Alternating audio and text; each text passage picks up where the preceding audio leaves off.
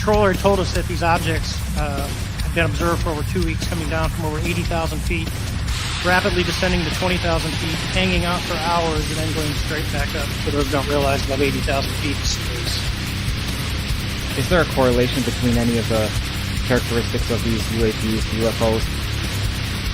What we tend to see are the smaller vehicles tend to be, think of a sports car. The large ones tend to be, not always, but almost exclusively either triangular shape or boomerang shape.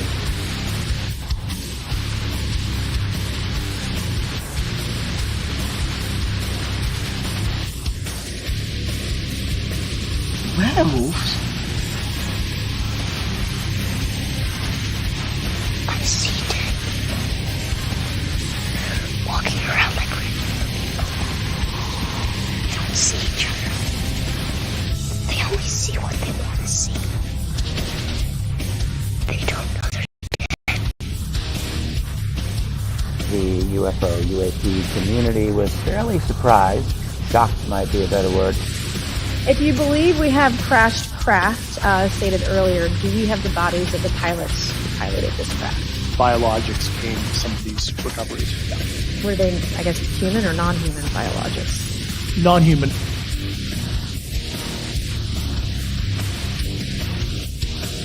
Do you think there is life on other planets? Well, I'm not quite sure, but I suppose there would be. I've seen a flying saucer. You've seen one? Yes, Where definitely. At Lane Cove, When was it? 1953. You don't think this is a figment of your imagination? Several other people with me saw it.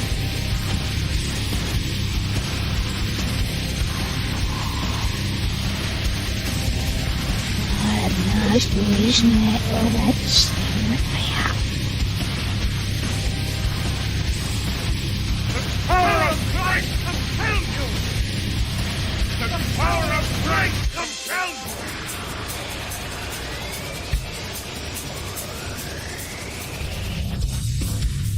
There is now a new UFO whistleblower with some major bombshell-level statements.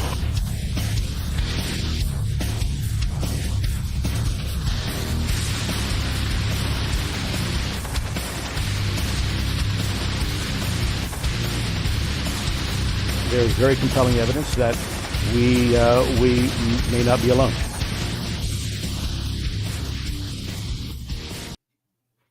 This episode is brought to you by some amazing people.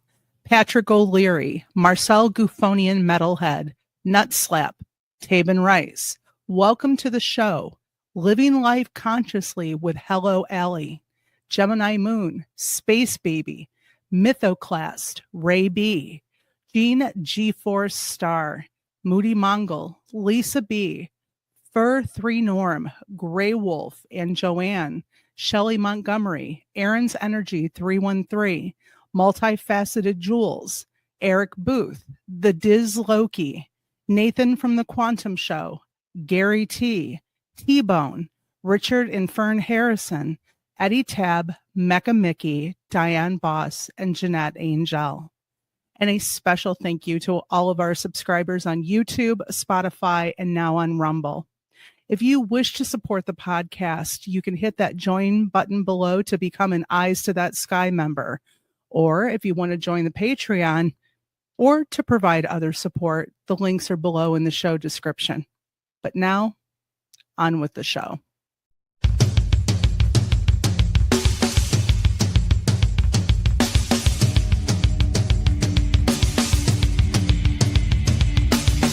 Welcome to the Michigan UFO Sightings and Paranormal Encounters podcast, where we explore the unexplained and mysterious phenomena that have occurred throughout the state of Michigan and beyond.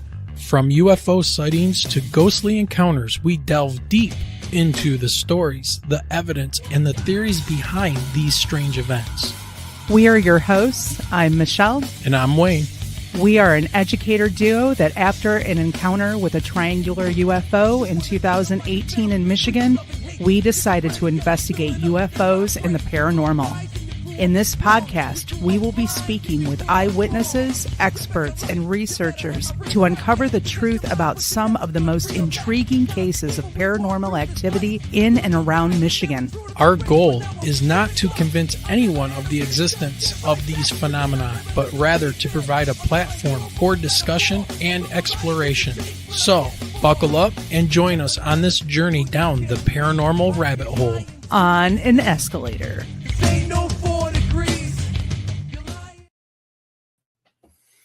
All right. Hello, everybody. How is everybody doing out there? Hey, everyone.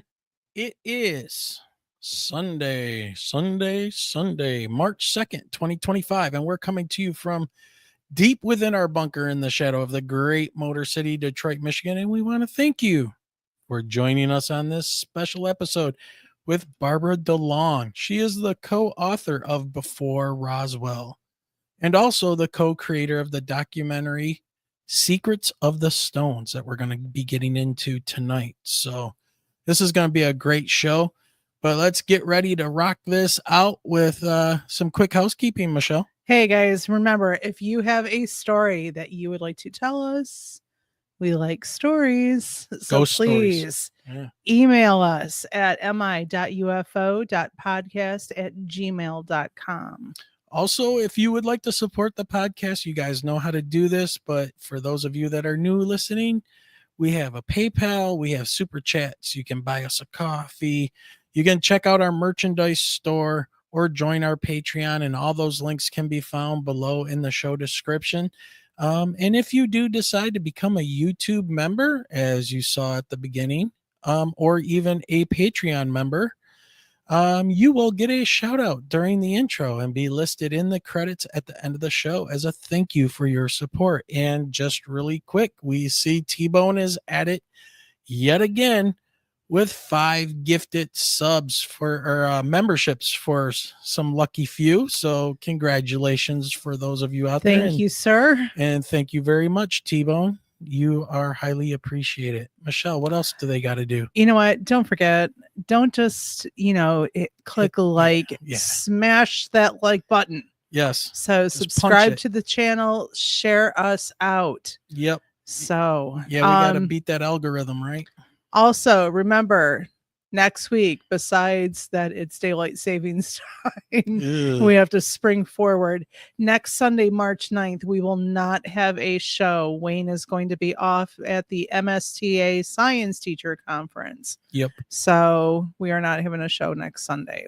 Yep. But, we'll play it by ear. We'll see how it goes and all that. But I have a feeling it's going to be a quiet weekend next weekend. There's so much other stuff going on that, who knows what's going to happen next weekend. And then let's go ahead, Michelle, and let's start welcoming some people in our live chat right now. Who do we got? Oh, right now I am seeing Aussie Tiger, Blue Crossroads, Corey 42. Mm-hmm. We've got Gary, we've got Mark Eddy, we've got Patrick O'Leary, Rick Davis, Straw Dog, T-Bone. I saw Nathan from the Quantum Show in there, Blue Crossroads. Janine was in there. Yep, Janine Hollis is here. Yep. So trying to make sure. Yeah. All right. Well, let's go ahead and get this started. So thank you everybody once again for joining us. And again, we have a very special guest on tonight. And we're gonna jump right into, since she covers 2 of our favorite subjects, we're gonna kind of break this up. So we're gonna talk first about UFOs and how they've been documented throughout history before Roswell. Very interesting stuff. And then we're going to get into the documentary that she did with her husband at the time. I believe it was her husband. We'll find out more about that. But Secrets of the Stones. Very interesting, talking about New England stone structures. So incredible time. So Michelle, are you ready to go backstage and play around on chat? I am. I'm going to go backstage tonight, guys, and play on chat with everyone. So, all right. So with that being said, Michelle gets kicked out. Boom. There I am. Oh, I see how it is. Yeah, you're kicked to the curb, but we'll bring you back later. All How right, you say and let's that. bring on the guest for tonight. It is Barbara DeLong. Barbara, hello. Hello there. Good having you on with us tonight, and very excited to talk to you.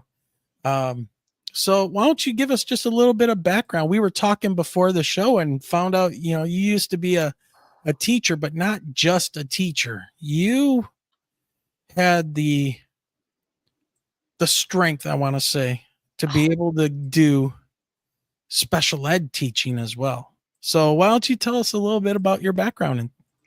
Well, as you mentioned, I did teach special ed for 25 years, and it was a joy. It was exciting. It was wonderful. I taught ABCs to algebra in the same room, and it was probably one of the coolest things I've ever done, because it meant you had to be creative and on your toes all the time. And because of that, it helped me to spread my wings sort of into the metaphysical realms, as it were. It also it it led me in new directions. But after teaching, I retired early, and I went into metaphysics and um, the supernatural and channeling and mediumship and being a psychic and being an empath and writing more books. And then there's the large website there too, barbaradelong.com. Yep. But I think highlights actually would be that when I was in school, a UFO landed on the campus, and I saw it. Really? Yeah. While you were teaching? No, while I was at Eastern Michigan University. No kidding. No lie. What was this during the 66 UFO flap? Yes, was it happening? is. It was. Oh, wow. Yeah, by the way, everybody, just as a coincidence, you guys know I don't believe in coincidences. Yeah. But guess where Barbara went to college? My school, Eastern Michigan University. It was That's mine. right. It was mine before it was yours. Yes, it was. Yes, it was. Get him, Barbara. You definitely can own that one. And so that what you said, you graduated in like 1966, right? Yes. Yeah, and that was when Hynek was out here, and Hynek was there. Oh, yeah. And what was fascinating is that he was not able to categorize the Eastern Michigan sighting as swamp gas. And it is one of the authenticated sightings. And what I find fascinating is they're now attributing it to University of Michigan, but trust me, it was Eastern Michigan. And then there was the Hillsdale sighting and stuff as well. That's what gets most the talk is Hillsdale and Dexter and Ann Arbor, but Eastern Michigan there in Washtenaw County. Yeah. Oh, Ypsilanti. Yeah, no, it was amazing. The girls' dorms were locked at 11 o'clock at night, supposedly thinking you can't get into any trouble and before 11. I was going to say, I thought that's when they let all of you out, was 11 o'clock at night. We were locked in. And it was quite amazing, because we remember hearing on the news that a UFO had been sighted over the campus, and they had stopped the traffic in all three airports. And after we heard that, we heard sirens. And these police cars were rushing onto the campus, and it has always amazed me. We could hear the police radios, and we heard the police radios saying, "We're going to turn the stadium lights on to get a better look," and cars all over the place. And I was thinking at the time, if there's something there you want to view, don't you think sirens are going to scare it off? And maybe that's what they were secretly hoping for. Well, we saw there between my dorm and the baseball field where it landed, there was a building. and we saw the lights go on. Well, we saw the glow in the sky of the lights going on. And then we saw this saucer raise up and it swooped over my dorm. And it was probably only there for a fraction of a second, but time seemed to slow down.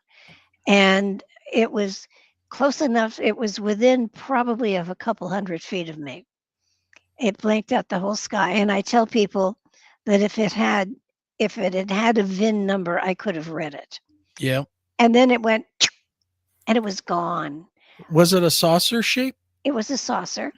And but what was strange was there was no sound. There was no disturbance of air. There was no sonic boom because it certainly had to have, crossed the sound barrier. And the light streaked to another light in the sky. And for the rest of the evening, we saw lights streaking to that one brighter light in the sky. Mm-hmm. Now the girls that were in the room that I was in, and there was a ton of us, some started screaming, some were running like crazy to hide. I don't know what from.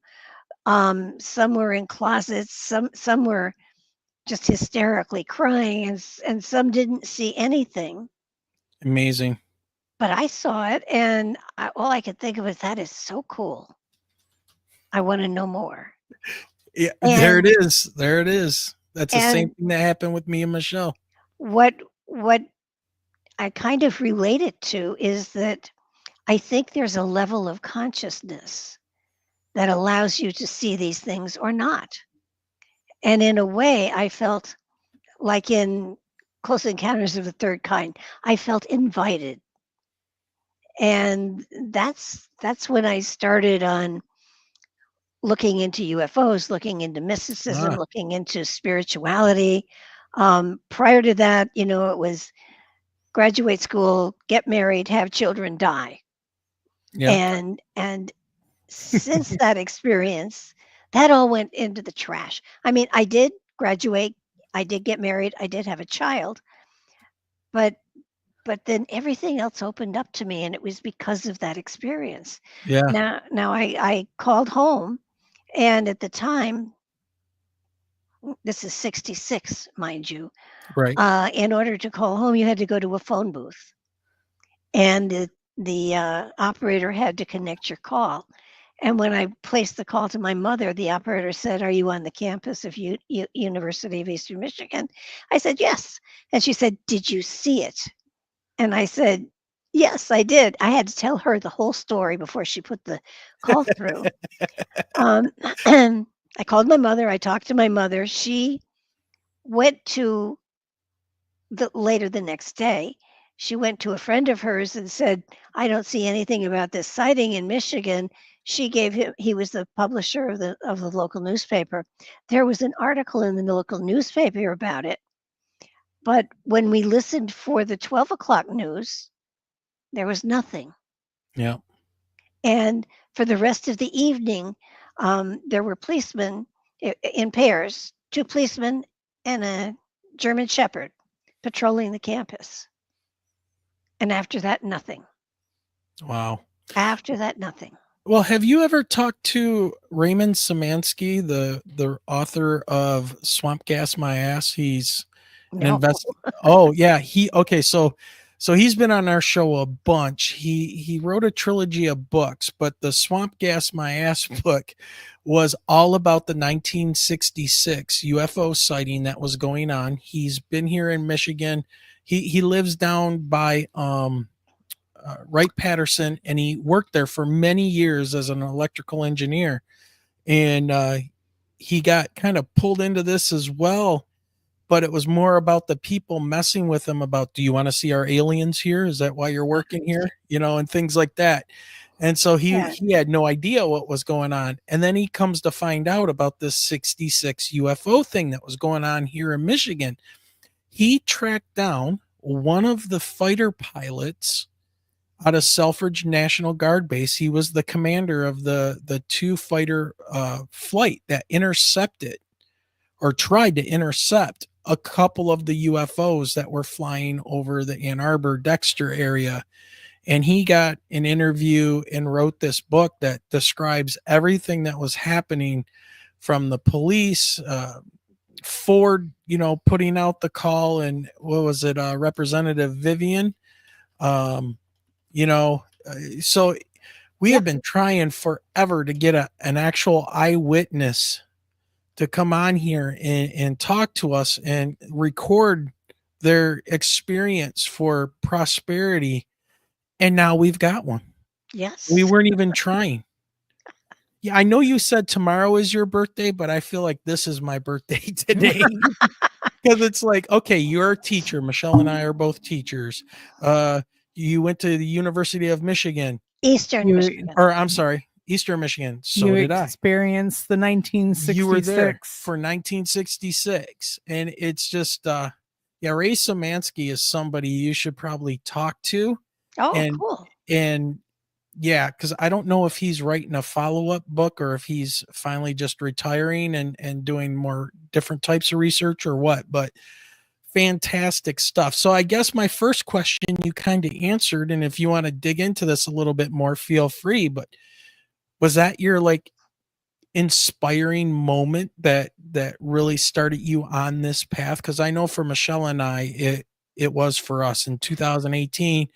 We drove underneath a gigantic black triangle that when we drove under it, it was hovering at the intersection of Ford and 275 in Canton. And at first we thought it was a crashing airplane and that, it's over for us. And then we saw that it was like this weird heat mirage looking black triangle. And as we drove closer to it, I had a message hit me, and I don't know if it was words or just a feeling or they communicate through emotions or whatever, but it was like, you don't belong here, get away. You don't belong here. An instant terror. And I mean, it like washed over me. See, I had a totally different feeling. And in retrospect, while seeing it did certainly open up a portal inside of me of some sort. There was no fear. There was an invitation. And it took me into a more of a spiritual realm than a UFO type thing. And yet, later on in life, when I started podcasting and I was doing interviews, I met a man at a convention I was at who'd written a book called oh crap, I can't remember the name of it. But it was he was reporting on the authenticated sightings of UFOs, and one of the sightings he covered was the Eastern Michigan one. And when I was looking through the book, I said, "Oh my gosh!" I said, "I've seen a UFO," and the look on his face was, "Oh God, it's another one." And and when I told him, where I was and what it was, he became very interested. And so when I started podcasting, I had him on the show to interview him, and we're having a lovely conversation. And in the chat room, this man is typing in, I'm an expert in this field. I've written books on this. I can add to your conversation. And I kept thinking, I've got the author here. I don't need him, but isn't that nice? And the author had to leave before the end of the show. And so I pulled onto the show the man in the chat room who turned out to be Patrick Cook, who had written the Bible UFO Connection. Ah, okay. Excuse me. So he was on the show and we got to talking, and before you knew it, he packed everything up he owned and moved to Connecticut and married me. Go figure. And by the way, everybody, I don't know if you caught that, but tomorrow is Barbara's birthday. So make sure in chat you send her a happy birthday message. All right. So, well, so I kind of, UFOs kind of brought us together. yeah. And but I was already into the spiritual stuff and everything.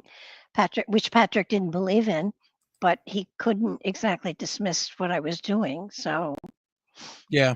it's been an exciting time for sure. So a lot of people in modern times right now like to think that UFO encounters, and this is what I liked about your book, they're kind of a modern day phenomenon. Now we call them UAPs. The government's all trying to act like they've never been studying them before. And now you find out all these different programs they had, Project Blue Book. Well, it started out, what was it? Project Sign. And then it went to Project Grudge. And, these things, a government never stops a program. Even if there's one person in it, they'll just change the name and come up with some reason why it needs to be funded. But can you talk about some of that evidence that would suggest that the UFO encounters are not a modern day phenomenon? Can you? Oh, good Lord. Well, I think one of the reasons that we chose 47 is because prior to 47, there wasn't a great big there wasn't a lot of interest, I guess. Before 47, UFOs happened. People saw them, and I saw them, and it's not a big deal. And if you go back to the 1800s, I was plowing my field, and I saw this thing in the air, and then I finished plowing the field, milked the cows, and went to the bar and talked about it with somebody, and so there was no fear connected to UFOs. There just was none. And almost it was just a casual thing. They've always been there. And after 47, Hollywood got a hold of it, the government got a hold of it, and suddenly these are frightening things. These are something to be scared of. This is, demons and cow mutilations and people being, Benny and Barty Hill. And this was where UFOs took on a new light and as something to be feared as opposed to something to learn from. For me, it was something to learn from, something to draw me into other realms within myself. Not scary at all. And the more I've done the radio, the more I've done Nightlight Radio, I've had, biblical people on who have talked about the UFOs that are in the Bible. Patrick, of course, wrote books about them. And but none of that is frightening. If you look back at them, we go from 47 to I think 25,000 years BC. And none of it is scary. None of it is saying, "Oh God, stay away from them." None of them is saying, they took my children and they took my wife, or there's no fear. And I think that's kind of sad. I mean, why would at this point, I kind of think our planet is quarantined, that nobody in their right mind will come here because we're so barbaric. I mean, any culture that can develop, UFOs, and for me, UFOs are really just drones or shuttles. They aren't the real spaceship, if there are. I do believe most of the stuff is interdimensional. I don't think it's anything that's come through space. Interdimensional. What do you mean by that? How does that work? There are portals all over the place. Okay. And these are portals that span dimensions, kind of like, but not a wormhole, where you step in the wormhole on one end and out in another, you're in another place, very much like Stargate. And Stargates have been developed. Our government has them. And you stop and think about how long it takes to travel to a different star, to Mars, to wherever. And that's not feasible. That's not that doesn't make sense for cultures that are able to develop so many things that are so far and above things that we've got now. Yeah. And they don't travel in tin cans. They just don't. And our imaginations are great. We can figure out how people did this supposedly, but the frame of reference of consciousness that has developed all of these thoughts has nothing to relate to. There's no frame of reference. Makes more sense that it's an interdimensional portal that they've gone through, and that they're here. Bigfoot is a good example. One of the reasons Bigfoot hasn't been captured is because Bigfoot doesn't live here. So he's one of these interdimensional type of beings, or can use these Traveler. portals. Sure. Yeah. So why would he come here? Or I say he, but everybody says Bigfoot. What is the purpose of them coming here? Do you happen to have any thoughts on why that would be? Are we just interesting? Is it just an interesting place to visit? Watch these guys blow themselves up? I mean, I don't think they're interested in technology because they've got a portal. I think that they're here because the planet is beautiful, because our geography and the areas that they are basically going to are those that are uninhabited, and that the woods and the forests and the mountains are places that we may even be meditation centers for them. I don't know. But I do know that if you look at the talk about Bigfoots, they throw rocks, they throw sticks. They don't attack people. And that's what you do with animals when you want them to, stay away from you. Mm-hmm. I mean, you throw a rock at a raccoon or whatever, or you make a loud noise to scare them off. And I think that's all they're doing, is trying to scare us off. I don't think they mean us harm, and I don't think we are any threat to them. Well, when I was going through your book, one other thing I noticed is that as you started going back in time with some of your, with the reported sightings, one other thing I noticed is that there was a lot of pilots that were reporting these things.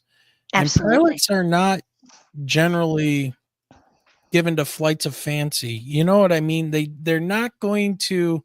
They're well trained. They're well trained, but if they're going to talk about a UFO story and try to pull your leg and stuff, they're going to be sitting up at a bar somewhere, and messing with you. Well, they're fascinated by the speed, by by the ability to be manipulated. Yes. I think a lot of the balls of light that they see are really. Have you ever had a cat? Oh, we have three of them. Okay. Do you play with lasers with them? Yes. Sometimes, yep. Mm-hmm. That's what a lot of those balls of light you see, I truly believe, are. Like a diversion to. No, we're being played with. Oh, okay. Okay. If you look at the UFOs that the pilots have seen, these haven't been ships that have been in any way trying to harm us.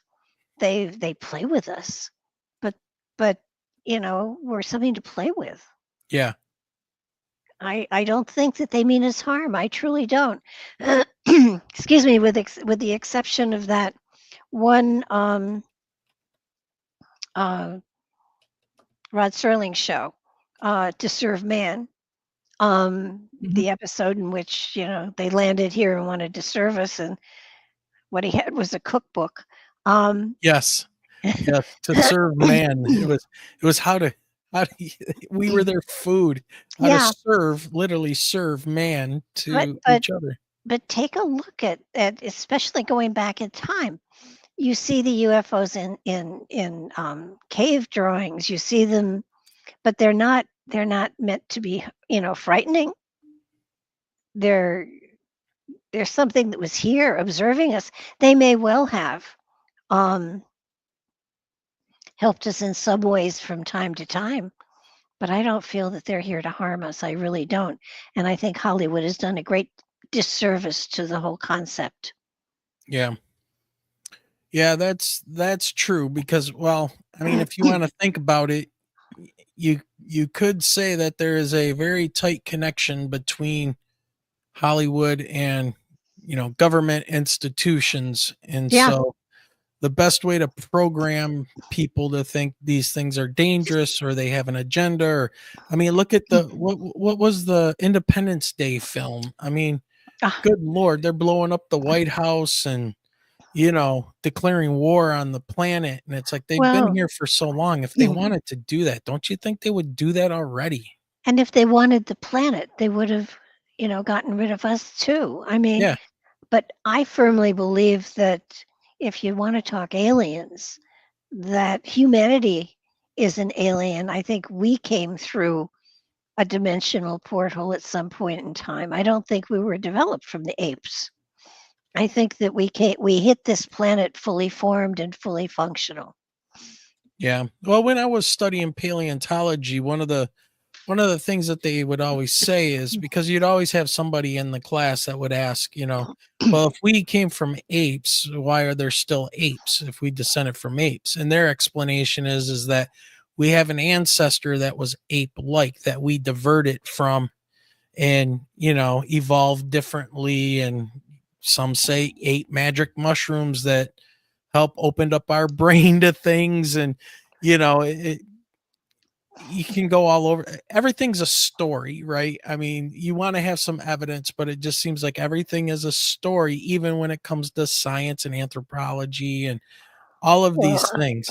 When it comes to Bigfoot, at least one for sure, they did find a hair that came from a Bigfoot, and it was analyzed, and it came through that the mother was human. The father was an undetermined species. Well, okay, we'll leave that one alone. Talk to Mary Joyce. She's the one that had that material. Nice. Yeah, maybe we'll see what we can find out. We haven't done, well, it's been years. We've been doing this now for 5 years, and I think our first year we did a show on Bigfoot, and it was the Pennsylvania Bigfoot Research Society. We had somebody come on, and man, did he have some fascinating information about Bigfoot out there. But going back to your book for a minute. Sure. Considering, we were just talking about pilots, and, if they're making an official report about seeing something, they're usually, when it's an official report, they're very by the book kind of people. Well, for a long time, they weren't making the reports because they were afraid they'd be accused. They'd be, told to retire early. So there was a lot at stake to make these reports that you had found to put into your book, and so I'm wondering, out of your book, was there one compelling pre-Roswell UFO case that you covered that just really sent you for a loop, like really grabbed your interest or pulled you in, something that you saw or covered besides your own experience? Well, I think 2 pieces of trivia, I guess I'd call it, that I grabbed out of it, which fascinated me totally. One was, do you know who was the first person to shoot down a UFO? The first person? Mm-hmm. Documented. I can't say that I do. World War I, it was the Red Baron. Oh, Red Baron. Yes. Yeah. Shot something down. Didn't he think it was an enemy aircraft? He thought it was one of ours. He shot it down. 2 pilots got out, ran into the woods, but it was a UFO.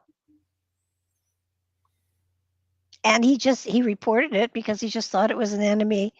It was a flying whatever. Mhm.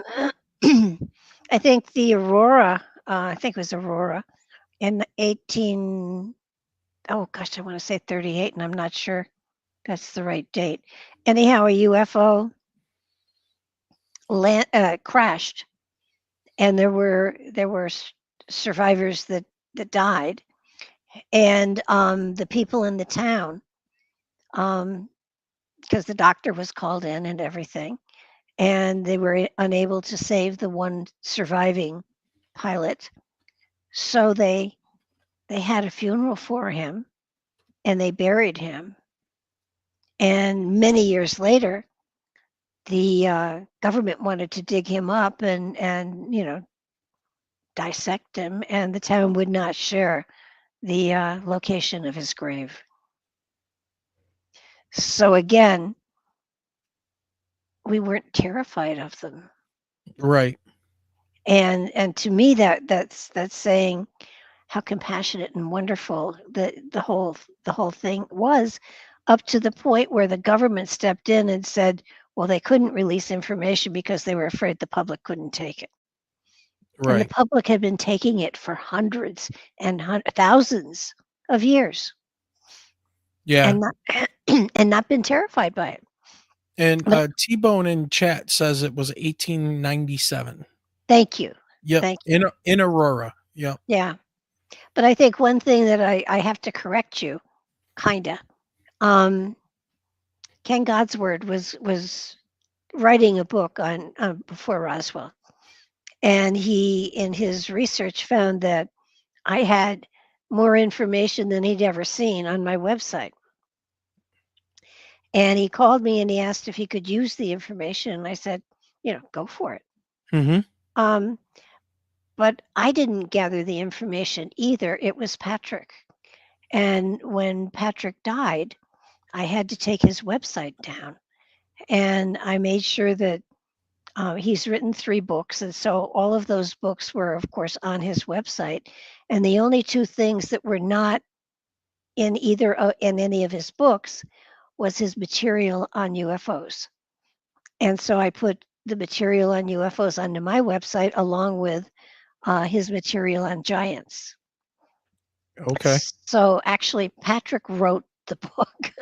Ken and I, he pulled the ones that he thought were the most important, and he grouped them together, and he wrote a short paragraph before each section. Right. And Okay. I did too. And then he wrote the summation, and I wrote the conclusion. So, Patrick's dead, so I don't think he cares. But Well, he'll let you know if, we're all going over to the other side at some point, and we're going to have to deal with these people. but the book is magazine, is newspaper articles that were written and published. So none of this is hearsay. It's all stuff that was authenticated as best they could. Right. And so it was really it's a fascinating journey. I think it's an amazing book. The more often I have gone through it to, sort of clarify stuff and everything, the more interesting I find it, because these are newspaper articles. These are things that were in the local newspapers.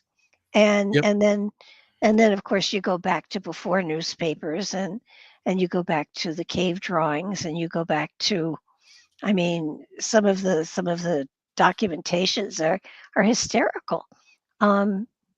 They've been around forever. But well, that's what I put in my tagline. They've been here. Yeah. So what's the oldest one in the book that you guys kind of end with? I think we go back. Let me just check here. Just happen to have the book here. The last is 270,000 years BC, and they appeared Was it a cave wall?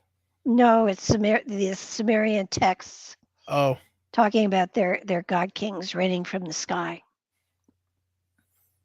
But there, in France they have the cave drawings that are very, very old. So that they've been documented here, but they've never, and even the Vimanas and in the Indian material, the gods in the sky were warring with each other, but not having anything to do with the people on the earth plane. So we've never been the object of them trying to harm anything in any way, not trying to kick us off the planet. And, it's just sort of, in a way, we're kind of like insects, we have no impact on them. We probably offer them nothing. So there's no reason for them to really contact us. Now, there are people that say that they've helped, especially during World War II, they helped the Germans with their rocket development and stuff like that. I'm not so sure about that. I know that they had psychics who were channeling information, and I'll agree with that. I'm sure the psychics were getting information from other realms, from other dimensions, from wherever, that helped the Germans. But I don't think they were UFOs. And it was something completely different. Then you get Operation not Paperclip. Oh God, something jump. Admiral Byrd took a fleet of ships to the South Pole. Yeah, the Antarctica trip. Yeah. Yeah. And they were attacked by saucers, but they had swastikas on them. So it was a German development of some sort, but they were highly developed. And Admiral Byrd returned real fast with a lot less men and a lot fewer ships. Yeah. And nothing was ever said beyond that. It was dropped totally. And it isn't until recently that there's been interest in the South Pole again. Well, I do know that in a certain Hulu TV show, they're drawing some attention. What is that show, Michelle? Oh, that's my Paradise. Paradise, where the ending of a cataclysmic event yeah, literally wipes out humanity, and they had plans all along to go into underground in Colorado. Yep. It but was because of a super volcano. But those tunnels are there now. Mm-hmm. They're building cities underground now. There are times you can hear the tunneling. That's very real. That's happening. Now, I don't know if it's because of, they think there's going to be a war or an asteroid strike or what, but they are constructing cities underground as we speak. They're definitely there. They're there connecting the East Coast to the West Coast. They're there connecting Europe to the United States. They're definitely there are projects at hand here that are definitely black ops that are going on. Well, funny that you bring that up, because in 2 weeks on the 16th, we're going to have Mary Joyce on. She's my favorite lady. I'll tell you what, she is awesome. For a year or so, she did, I think it was 1 or 2 years, she did a show a month on Nightlight. And she's fascinating. She's just amazing. Well, and she talks about the secret bases and they're being there. And here's another thing too, for all my Michiganders out there. She used to work for the Oakland Free Press here in Michigan. She was a reporter. So she knows how to get to the information and find things out. So, in 2 weeks when we have her on, it's going to be an awesome conversation, because we're going to talk about these secret bases and everything. And, You And know, her one of the go, her website is Skyships Over Cashiers. yes, and And Cashiers, by the way, is a place in yeah, North Carolina, I believe, right? Yes. yeah, Yeah. So no, it's going to be awesome, just as awesome as having you on here today. So this is great. It all comes together, people. It all comes together.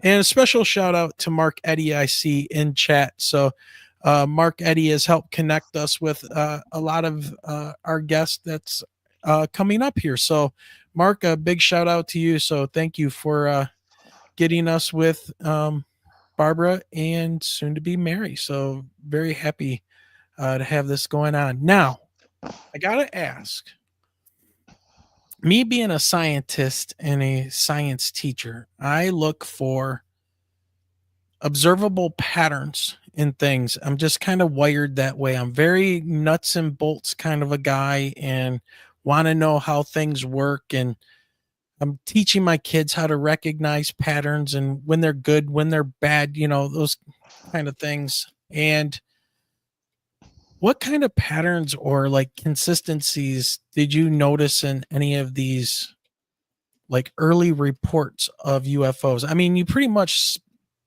talked about one that I think we can pretty much just put out there right now and say that they didn't seem like that when they had visitations or they were spotted that they were intentionally harming anybody or, you know, so we can chalk that up as kind of a consistency, a pattern that they seem not to be violent or at least concerned with humans so much. Was there other things that you noticed?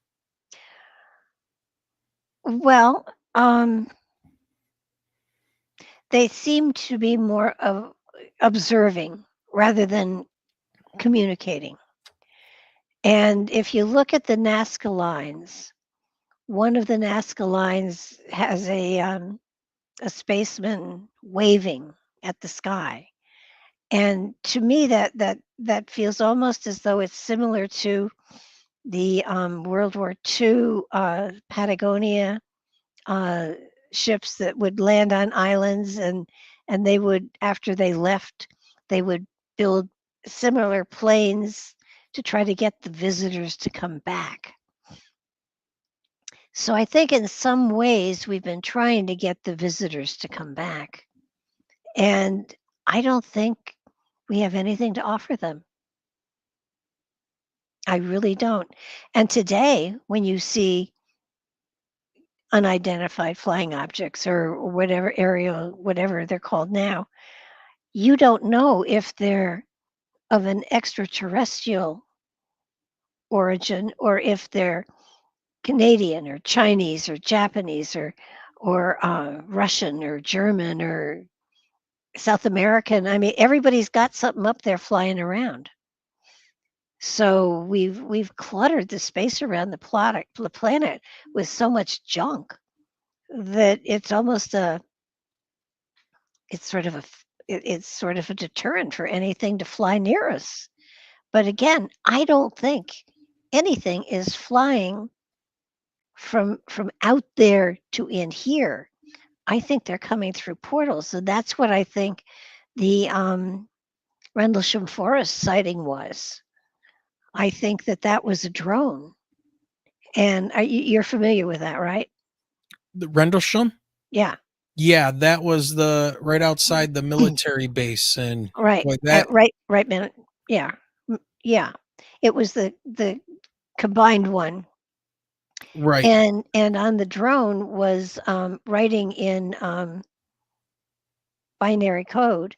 And when they developed, when they were able to decipher it, it came back that it was basically saying that observing the human development was an ongoing project, and the source date for that message that was on the ship was 8100. So it was from the future. So at first I thought, oh, that's cool. So we're still around in 8100. And then I realized that whoever sent this was observing humanity, not possibly humanity. So, are we being observed for a reason or whatever? But it was not meant to intervene. I think there is a prime directive. Yeah. And I don't think we're, that we're anything that they want to intervene or and as far as cattle mutilation, the more I think about it, the more I think it's us. It's hard to argue that. The best way to cover things up, right? It's the magician's trick. Yeah.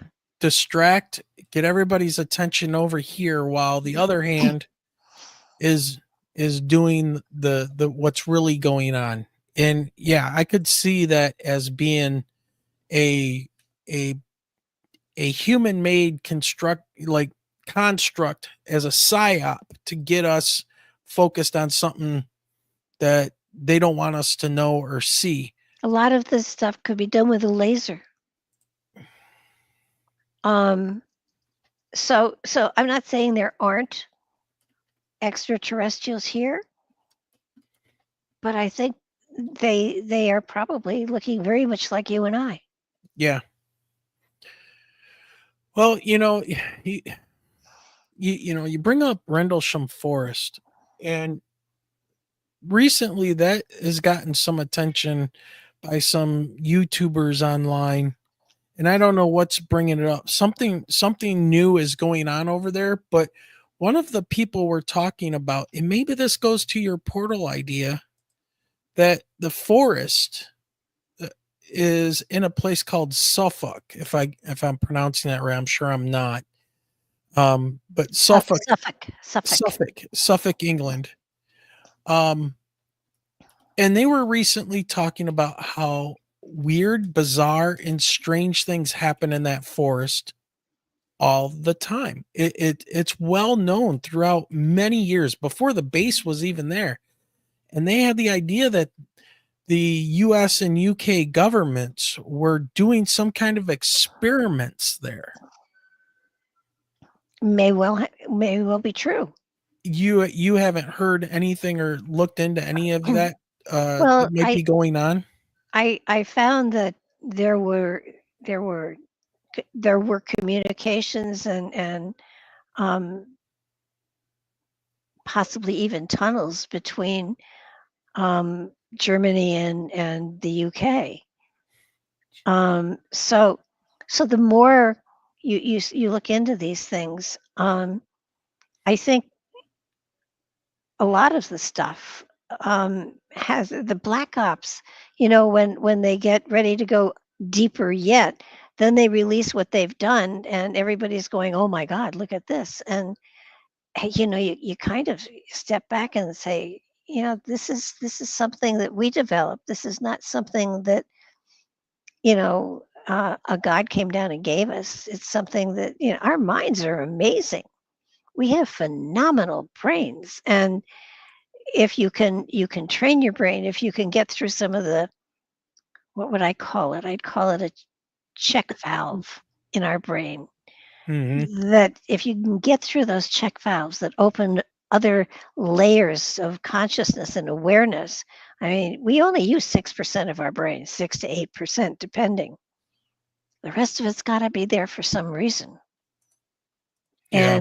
And I really believe that a lot of stuff that has been attributed to master teachers and mystics and things like that, it's stuff that with training all of us could do. Yeah, you're probably, I mean, there's the whole Monroe Institute, right? It was all about remote viewing and things like that. And I don't know how many people that we've talked to and many things that I've seen saying how everybody has these abilities. You just have, it's like all humans can wiggle their ears. The thing is that we don't, those muscles atrophy after a certain amount of time. Mm-hmm. If you don't use it, you can't do it anymore, but some people can. And it's also too, we have, our esophagus is what's left over from gills. And some people are still born. they have non-functioning slits. Yeah. Yeah. No, it's true. And when you look at how we have developed, I mean, at some point in time, the fetus is a fish. Yep. So we've evolved to a degree, but I keep watching and I keep thinking, I think that we're being led down the wrong garden path here. And it's kind of like, no, I don't buy this. I don't buy the strangeness. I don't buy the fear. Yeah. You could probably appreciate this, speaking about using our brains and things like that. In one of my textbooks that I have in my science class is an experiment that they want the kids to do. And they want the kids to go home with a paper and interview people in their households and ask them how many, because teach them navigation and how to read maps and things.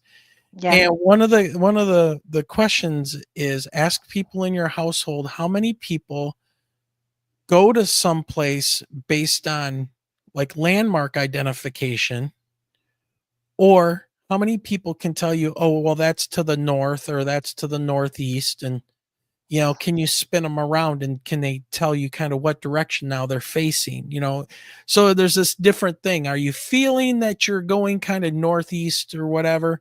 Or are you looking for a landmark? There's Joe's party store and I got to turn left on that street to get there. Now, I was curious about why this was, what they were trying to get at. And right in your sinus cavity, for a lot of people, I don't know, I think it's in everybody, but some people use this little crystal. There's like a piece of magnetite that's embedded in everybody's sinuses. And some people can still use that to feel the north current, right? The magnetic field. And they learn directions by quote unquote feel, because they attributed that to, and I found it funny that it's right there. Third eye. The third eye. Yeah. Right. So even in old textbooks, and I have one here because I kept a separate one just for me because I wanted to have that so I could prove that science has been looking at this stuff we've been looking at this stuff for a long time. I mean, and that kind of goes to the next question I wanted to ask you. Do you think the US government, or any government really, that you might be aware of, has been looking now more at UFOs before the 20th century, like going back in time now? Or do you think it's more just a modern day contemporary type of situation that the US government or any government is in? I think UFOs are a red flag. Okay. And I don't believe that there is danger from them. I think that there is, I feel that there is a great deal about the human condition that I think there are scientists that know a lot more about our capacity than anybody is letting on, for sure. And one of the things that leads me to believe that is that a number of years ago, Ancestry.com and National Geographic started the testing. Send us your DNA. Right. They're looking for people. And on top of that, when the pandemic hit, they were swabbing for DNA. They weren't swabbing for germs. They were swabbing for DNA. They're compiling a database of DNA. They're looking for certain qualities in the DNA of people. Yeah, I wish they would take out this cat that's screaming in the background. Oh, I've got one too that's going to scream. He so. only starts when we're about an hour into a show, and then he's like, if you're not going to pay attention to me, everybody's going to hear me in the background. And That's then all you're going right. to have people contacting you going, we heard people, some kind of a spirit or something screaming in the background. All right. So to move on to this next section of questions. Yep. Blue Crossroads hit us up with a question to ask you, and I'm going to combine it with what I wanted to ask you, where my question is, have you come across any connections between early UFO reports and ancient stone structures in North America? And I want to flip that a little bit and add on. Do you think maybe some of these sites we're going to talk about might be an actual portal location? So, and then with that, Blue Crossroads asked this, and I thought this was great. Do you think these dimensional portals are a natural occurrence utilized by our visitors or created by our visitors to transverse dimensions? So there's a lot there to unpack. Well, take it in any order you would like. Well, there are power centers and power grids in the earth, on the earth. And I do believe that a lot of these chambers that we looked at were built over power centers or vortexes. Now, for the most part, they have been built with granite, which has a great deal of quartz in it. And quartz, of course, is used for communication. So that, after being in a lot of these chambers, I began to realize that, first of all, they weren't burial chambers, because if they had been at all, I would have felt it, because I talked to dead people. And it wasn't that nobody was home. They were, I have to say, my word for it is they were clean. Not only was there no spiritual energy in them of any sorts, but there were no bugs. And they were all watertight. So that the construction of them they were all corbelled construction. And corbelled construction was only done by, it wasn't done by the farmers that were here. So for sure they weren't farmers. But there was no cement or anything in between them, and yet they are watertight. So whoever or whatever built them, they weren't for storing vegetables, and they weren't for camping out in. There's no charcoal. There were no fires in them ever. There's no ventilation, so there would be no way for smoke to exit. So they had to have a purpose, and I've often thought they were either for communication or a portal to be used for interdimensional travel. And the other thing that you mentioned that some of them, not all of them, but some of them are oriented towards the equinoxes, right? Which is cool. The other thing that is common among a lot of them, at least the ones that were in Westchester, is that in the opening only, but in the opening of them, there is magnetic interference. So if you have a cell phone, it will cancel out your cell phone. If you have a compass, it'll spin. There's a magnetic influence there, and the number of ones that we went into, there was a tingling, almost the same feeling you get in the middle of a crop circle. So there is, and my thought was that those were the ones that were the most active, or most currently active, or still available to be triggered into action. Did you notice anything in the area that might be a reason why that place would be used at that specific spot? Was there something close by that might have attracted them? I think a lot of them had a water source that they were near. And going back at it, I would suspect highly they were built over running water. So you take the water and the quartz and the granite, you have an energy force that is really quite profound. Yeah. Now, have you searched and looked at formations over in Europe as well, and like looked to compare the North American structures? And by the way, people, I guess I should have opened up with this more. When we're talking about these stone structures, what we're talking about are places like in New England, they have in Salem, let's say, um, they have, Mystery Hill, and then the very famous America Stonehenge.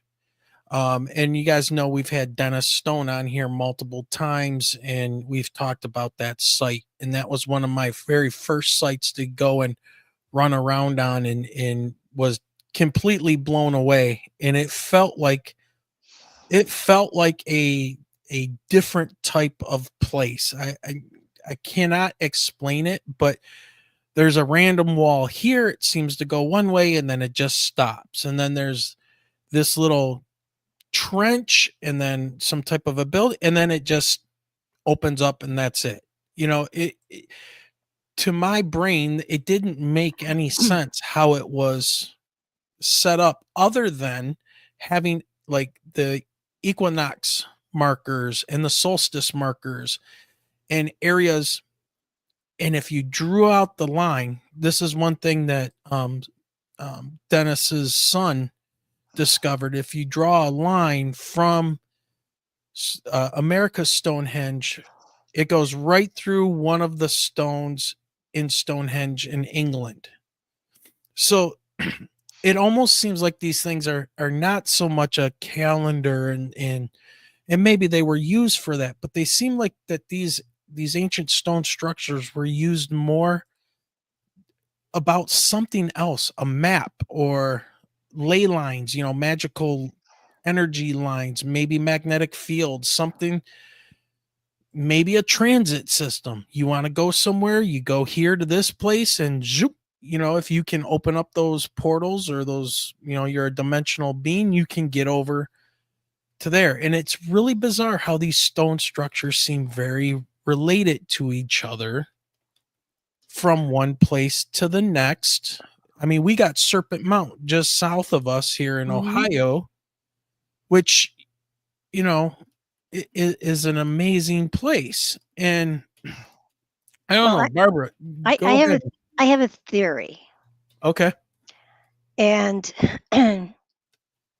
if the sun is hitting the right places in Stonehenge and at America Stonehenge now, you could use it to date it, because the equator is tipping.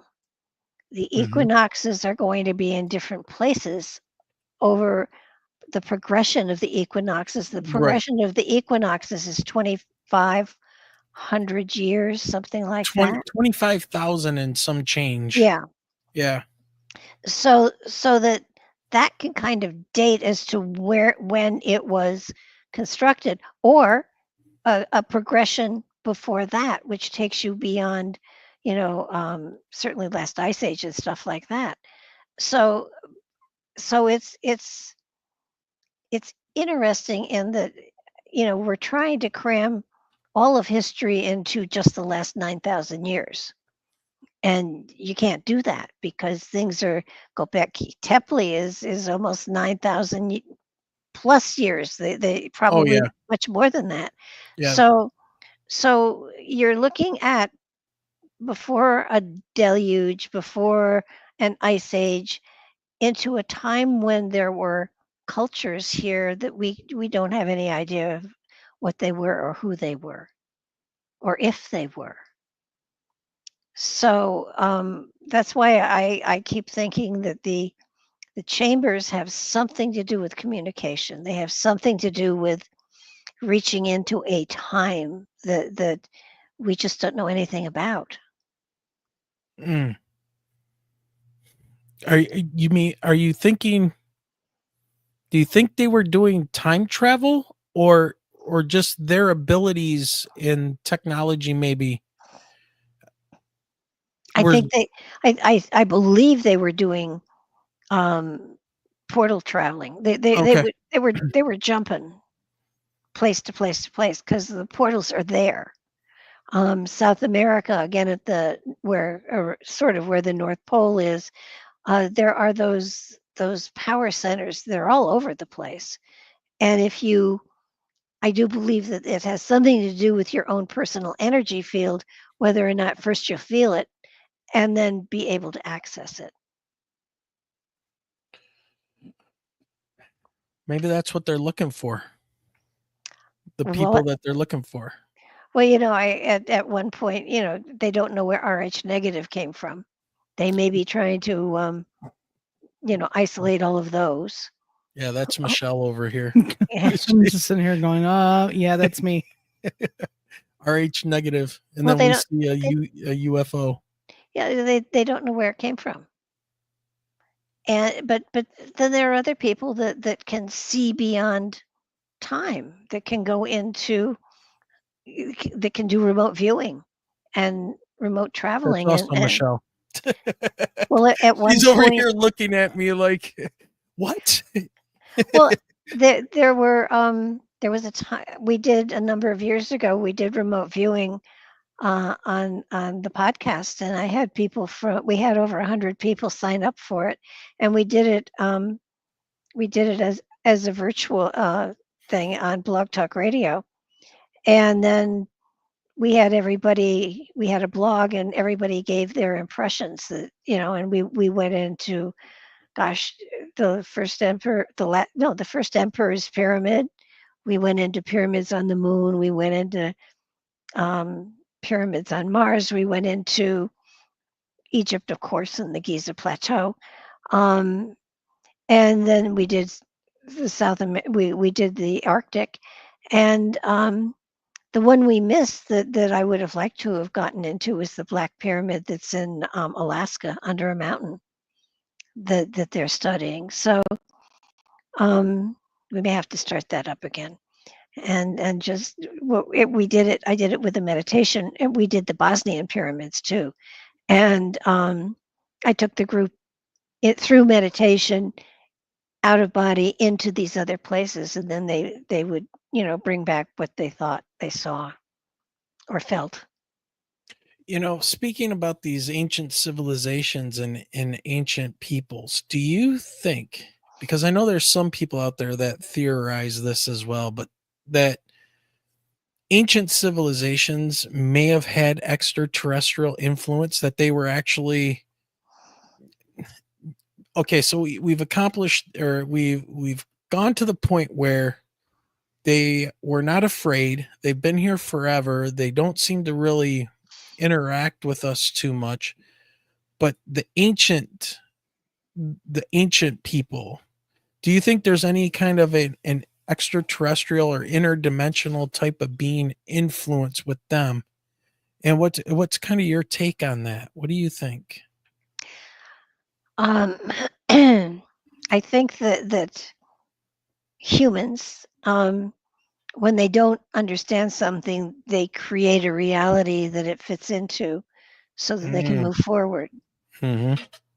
So as far as the Sumerians and their visitors and things like that, I believe that they were experiencing something, and they didn't know quite what to call it, so that they created something that, in the creation and the focus on it, it became almost an egregore, and became real and had a life of its own.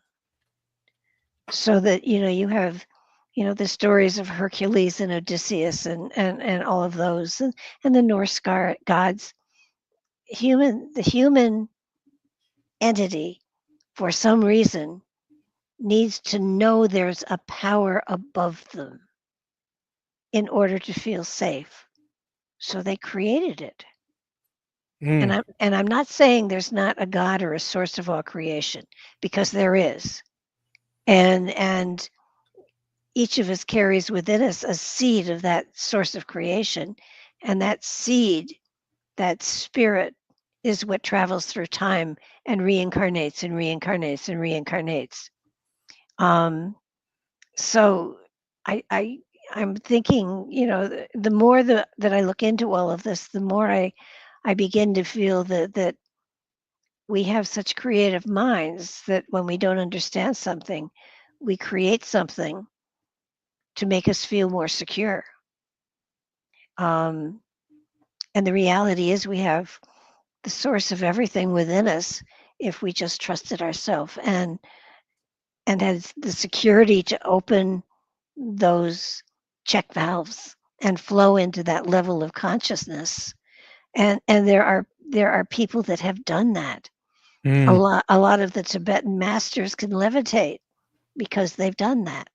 A lot of the Buddha could transport himself from one side of a river to the other side. Well, don't they think that the Buddha's an incarnate? Like, is they go looking for? Yeah, when one dies, they go looking for the child that can identify its belongings from the previous lifetime. Yeah, it's fascinating. And it happens, and yet, all of us have all of these capacities inside of ourselves, and we just look at people and we think, oh, that's so cool. I can't do it. That makes them special. That makes them a god. And then they worship them. I mean, when you stop and look at the fact that we all came into this earth plane here, this earth plane is a stepping stone to a next life, to another level of consciousness. It's not the end all. And when we die, we don't go to a celestial rest home in the sky. Right. No, we keep moving, we keep growing, we keep evolving. And even if humanity gets, if an asteroid hits or if humanity is almost wiped out, it just takes whoever's left back to a very primitive time, and they start growing and developing, and hopefully don't wipe ourselves out if we did it to ourselves, which we could possibly do. But you go back to Pangea. There was one people. There was one voice. There was one language. The animals you communicated with them on some level.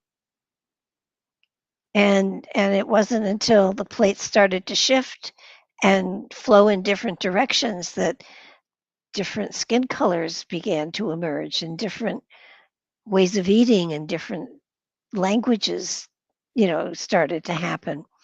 I mean, biblically speaking, there was the town of Babel.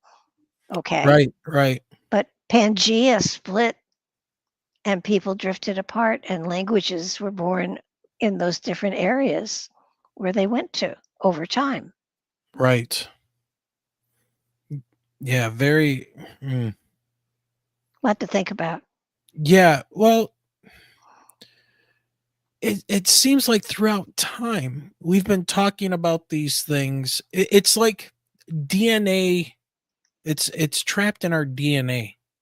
Like this is going to sound crude, but you can take a farm pig and you set it out, it gets out of its pen or it goes out into the wild, and it does not take long before that thing has started to get spikes on its back, starts growing fur, tusks start growing in, it becomes feral, and it literally changes. Yeah.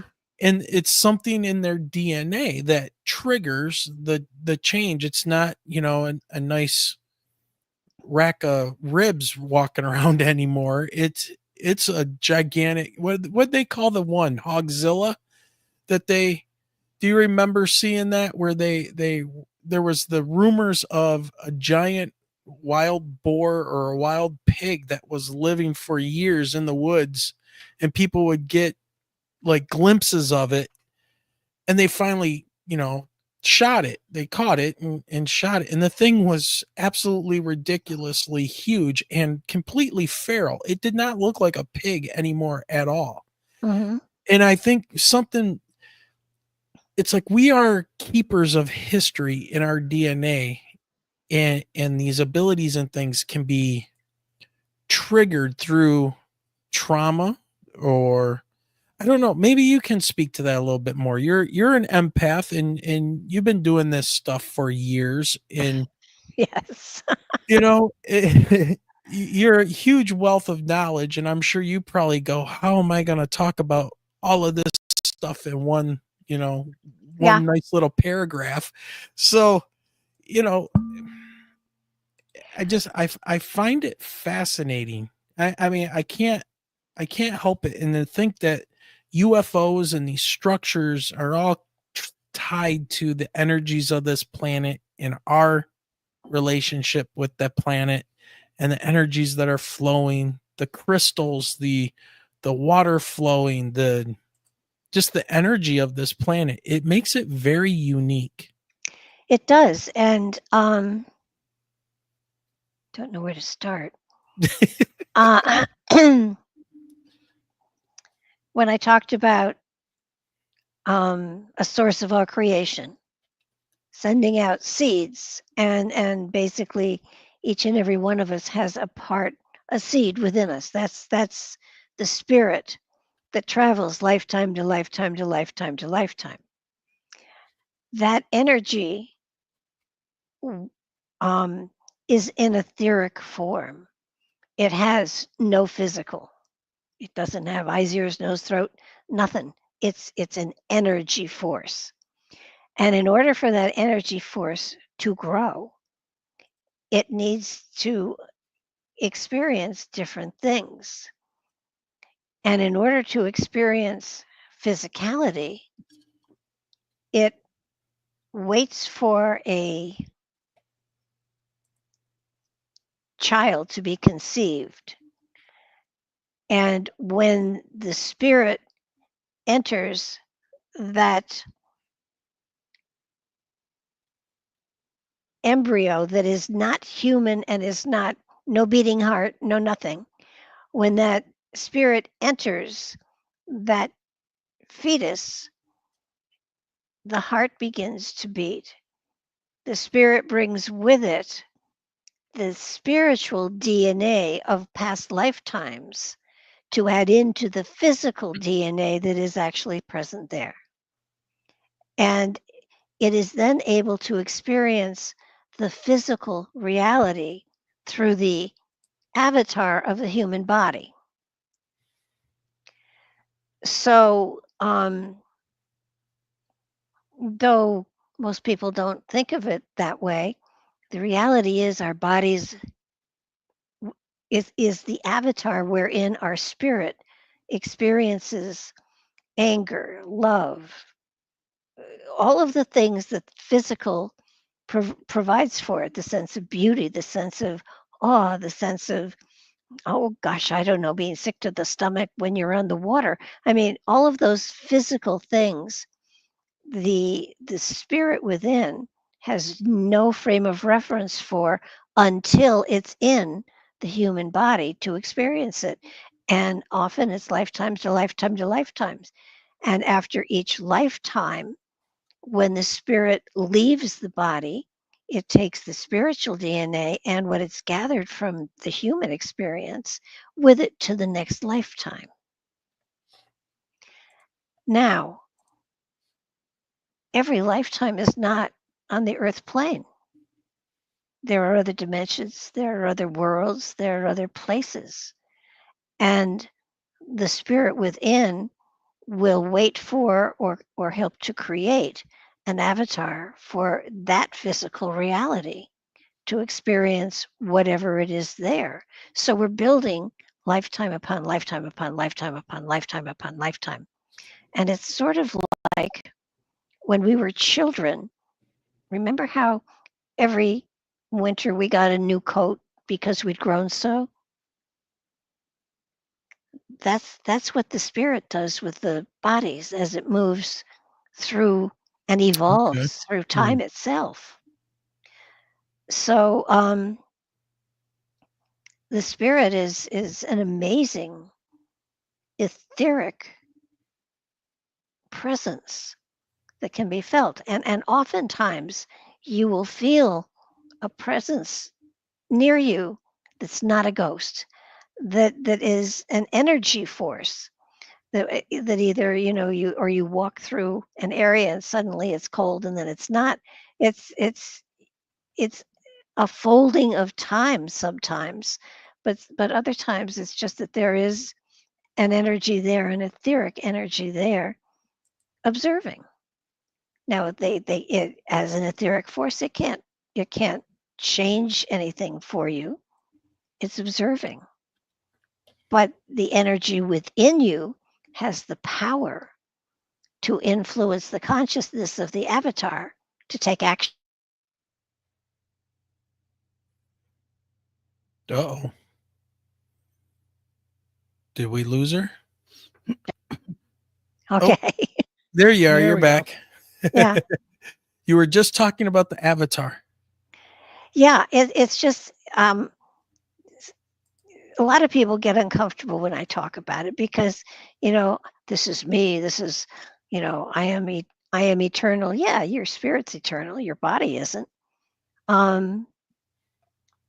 But it's to me it's an exciting thing to realize that as I get older, the spirit within me doesn't age because it's eternal.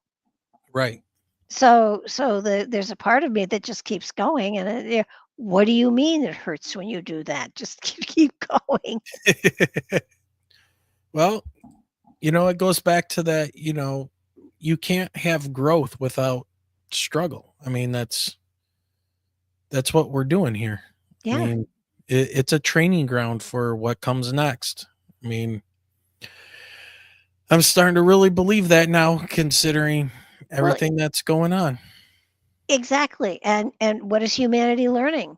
I don't know, but they're not doing a good job. That's right.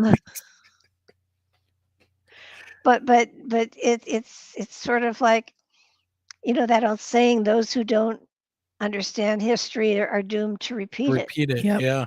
And I think that's what's happening now. I think that we've seen this process before, and we know what's going to happen and where it's going to go.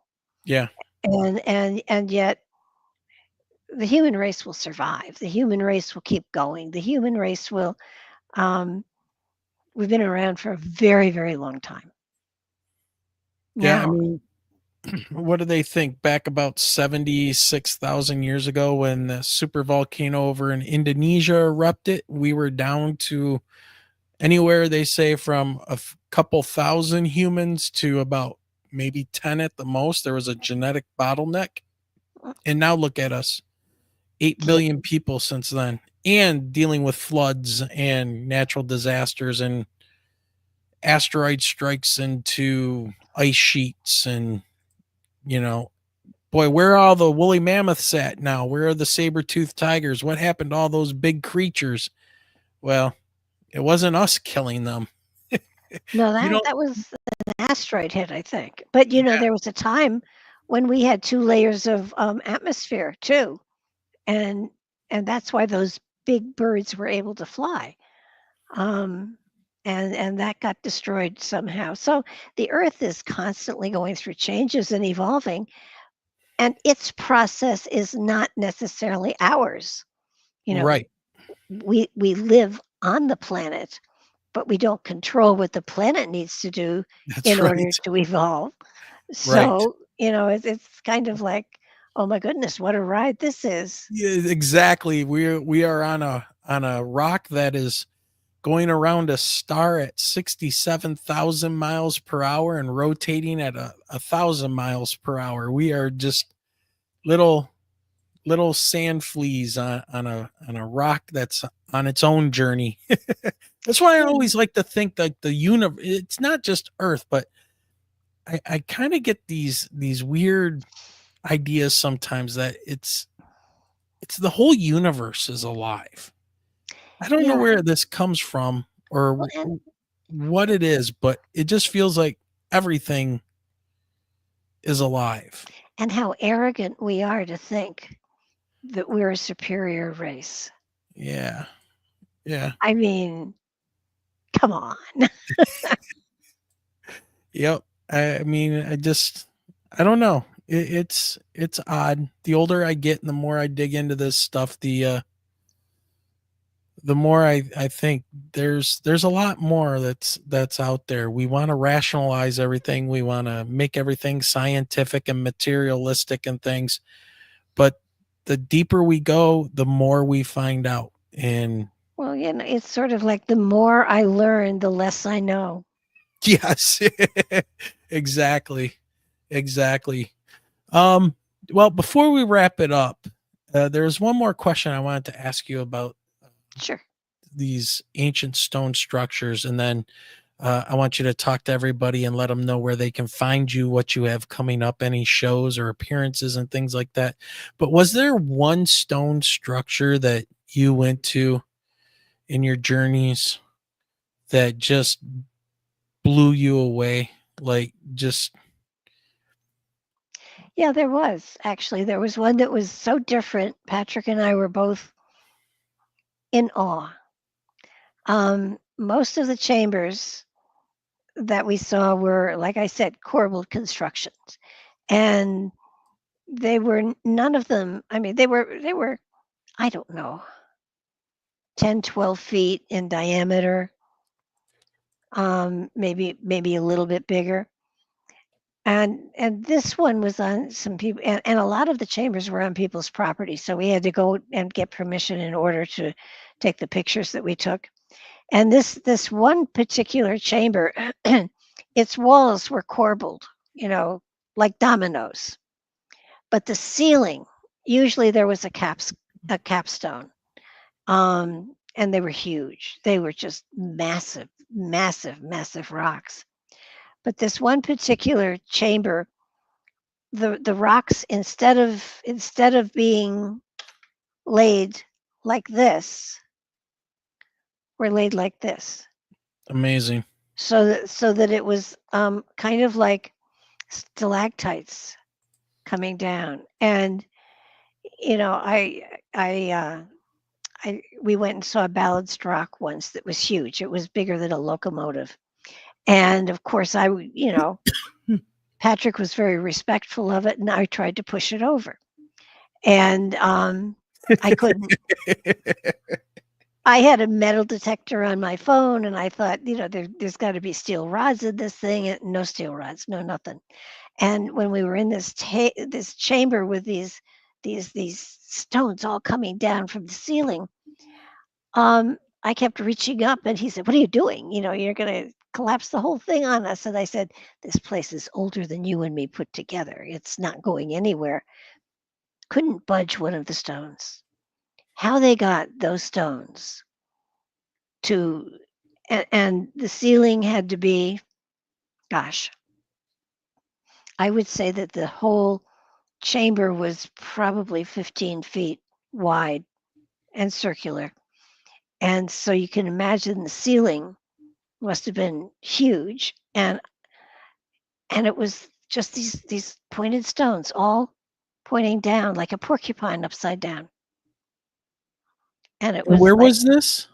it's in New York. I can't Okay. I can't remember exactly where, but I do remember both of us standing there with our mouths hanging open because we'd never seen it. We'd been in dozens and dozens of Yeah. chambers, and all of them had, the lintel over the front, and then they had this big sheets for the ceilings, and not this one. This one was different, and I don't know why. But I often think of that one. Yeah. Well, that sounds cool. If you remember the name of the place, email me. I will. I would like to look that up online and maybe talk with Mary about it in a couple of weeks as well. Actually, if you go to my website and go By to, the way, yes. by the way, Secrets of the Stones is one of the buttons there. Yep. And if you know, if you're on a computer, the side thing there are maps that I put the latitude and longitude of all of the chambers that we went and saw. Okay, let's see. Secret of the Stones. I know in the documentary you guys mentioned New York. Yeah. And let's see, New York. Photos of stone chambers of New York. No, that's not where I'm talking though. Oh, that's not? Okay. No, you go to Secrets of the Stones. Yep. I'm gonna just share this. So then, people listening, by the way, over in iTunes land and Spotify and stuff, just come on over to the YouTube channel and or Rumble, and so you can see these images. Let me share this. Here we go. Boom. Okay. Okay, so somewhere in here. Okay, down towards the very bottom, there's Secret of the Stones maps. And if you click on the maps, Secret of the Stone maps. Click on that and go to the very bottom of it. You'll see the DeLong Cook stone structure maps. And if you click on the first one, which is 711, it should pull up. There it is. Okay. And each of those pins with the latitude and the longitude, and often a picture, is one of the chambers. Okay. Is it like one of these in New York? A lot of them are in New York. Well, I was hoping we could show the place you were talking about. Oh. Trout Run. Yeah, a lot of them have. Some of them have the latitude and longitude. Some do not. They all have the latitude and longitude. Some of them have pictures. Okay. Well, we'll have to play around with that. That looks awesome. There are four maps there, and I tried very hard to get them all on one map, and then I couldn't. Okay. Yep. So there's the 7-Eleven, and then there's maps number 2, 3, and 4. Yeah. So speaking of the website and everything, everybody, her website's very easy to find. It's just www.barbaradelong.com, and you can find a whole host of information on there for you guys to delve deep into these mysteries. And Gary says this perfectly. Would love to see Barbara on again at some point. She is a wealth of knowledge and ideas. I completely agree that we have to have you back on at some point in the near future. But what else do you got coming up? Any places you're going for interviews? Your next show coming up? Who you're interviewing or talking? Let's see. Next Monday, I have someone. Can't remember her. Her book is on dream states. Okay. I've done a lot of stuff with dreams lately, and there of course every Monday there's a show. Mark Eddy does a show on Nightlight as well. Once a month I have Solara's Blue Raven, and she and I talk on the last Sunday of every month. And we know where we're starting, but we never know where we're going to end up.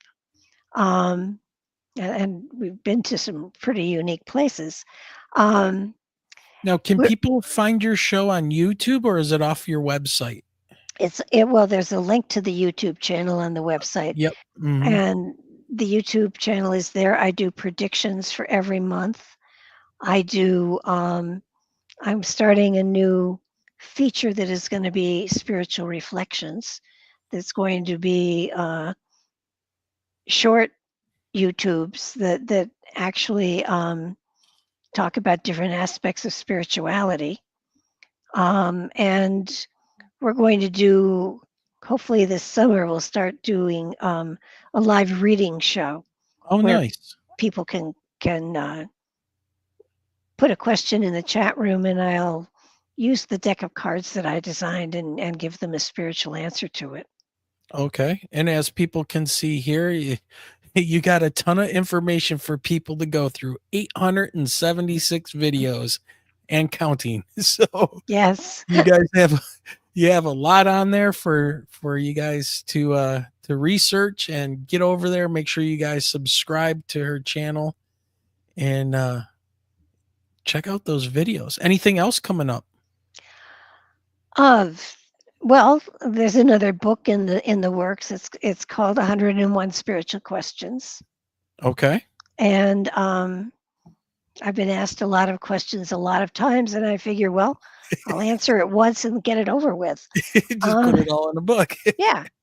Turn to page 89, students. There's your answer. That's about it. Yeah.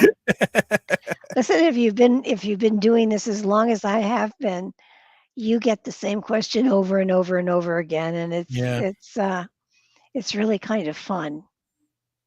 Well, I imagine on your own show, though, you get to go a lot deeper into your ideas and things. Whereas when you come on a show like ours, and this is the first time you've been on there, you got to kind of get everybody used to who you are and what you do, what you've been. Yeah. So, yeah. And look at right there. You got another subscriber from Welcome to the show.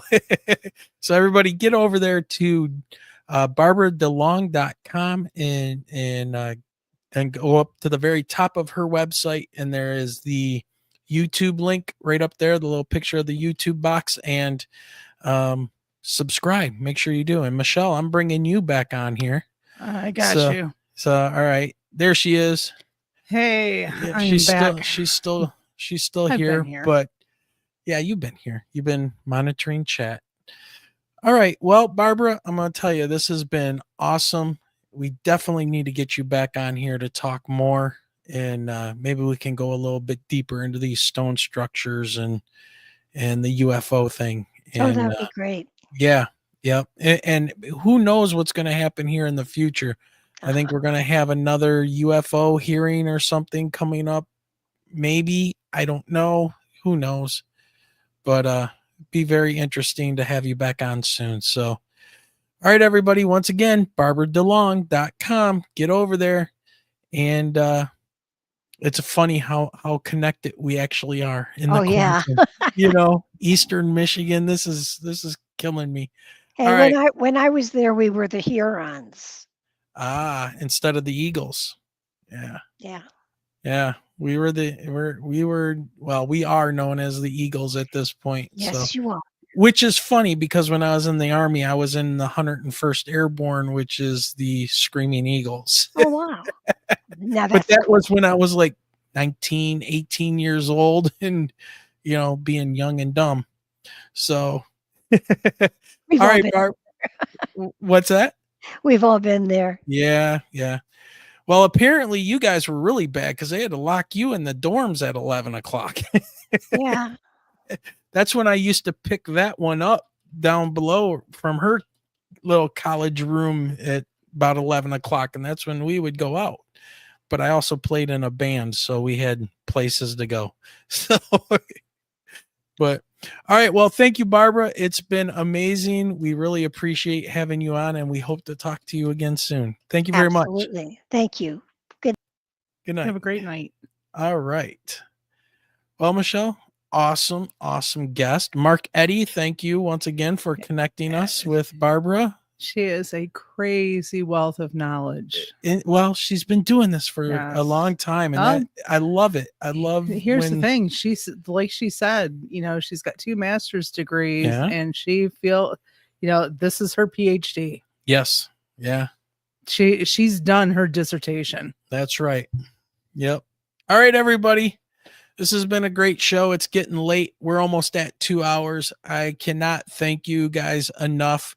We have Welcome to the Show with his super chat. We had T-Bone gifting out 10 memberships. Yep. I've got more names to read. Yes. Another video to do and more names to read. But everybody, again, thank you for joining us on this special night and this incredible episode and an incredible guest once again. Oh, and then Hey. Nathan jumps in with the Thank you, sir. $2.22. Is that an angel number? It is an Is angel that number. another It's angel repeating. number? Yeah. Okay. Yeah. So awesome. Well, thank you, Nathan from the Quantum Show. And make sure everybody you go over on YouTube and check out Nathan's show as well. It's picking up, and I think a lot of you are finding the Quantum Show very interesting. So T-Bone, thank you. As always, Aussie Tiger, Fog Log 1 2 Fog 3. Log 1 2 3. Yep. And then we've got Straw Dog and everybody, all the usuals. Thank you guys for being here tonight. And with that, remember, keep those eyes to that sky. Is it sky? It is the sky. Okay. Well, now find your button to push. All right. Where is it? It's is it the one that says outro? I think so.